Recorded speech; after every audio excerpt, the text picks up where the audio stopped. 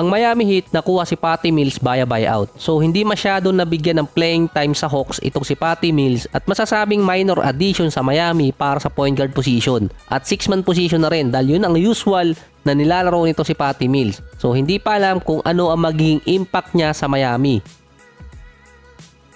Ang Miami naman, after ng All-Star break, meron silang 5-1 record ngayon. Ang tanging game na namintes ni Butler ay yung nasuspend siya dahil sa gulo sa Pelicans. Ang Miami din sa last 10 games, 8-2 record na sa unang part ng season, si Butler ay merong 21 points, 5 rebounds at 4 assists per game. Nasa kanya mismo galing na after ng All-Star break ay dun nga siya nagsiseryoso. Meron siya ngayon 26 points, 5 rebounds, 6 assists, 2 steals at 53% sa 3-point area. Masusubok dun ulit ang Miami at second half performance ni Butler sa next 3 games versus Dallas, OKC at Denver Nuggets. Ang Miami ngayon nasa 5 games behind sa Cavaliers kung saan nga natalo nila yung Boston kung saan pasok na rin sa playoffs. Nasa 5 games na rin na wala si Hero dahil sa injury sa paa. Ang pinagtataka doon ng mga analyst at mga reporter, ang unang ni-report kasi kay Hero, hyperextended knee. Tapos biglang pinalitan ng foot injury na ang nilagay doon, medial tendinitis.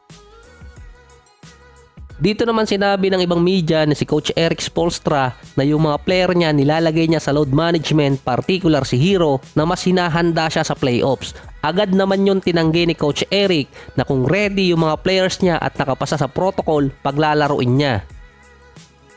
Kung meron mang player na ire-ready para sa playoffs, hindi yun si Hero kundi si Butler. Sa record kasi, 16-9 record ang Miami kapag wala si Hero sa game kumpara sa 19-17 record ng Miami kapag naglalaro si Hero. Yung 19-17 record na yon, nakadepende pa kung sino ang kasama ni Hero sa lineup na yon. Kapag magkasama si Butler at si Hero, 10-12 record sila. Kapag si Butler naglalaro at walang Hero, 23-19.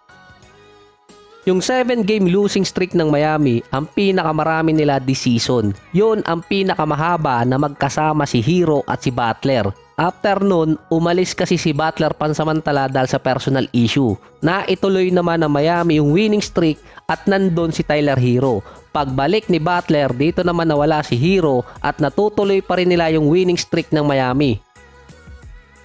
Yung record pa na 16-9 na wala si Tyler Hero, either din doon wala din si Butler sa lineup nila. Pero mas mataas ang winning rate na yun.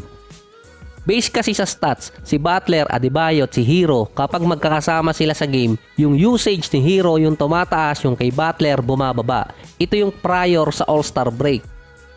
Mas mataas ang winning rate ng Miami kapag hindi magkasama si Hero at si Butler dahil nag-i-step back or bumababa yung usage ni Jimmy Butler.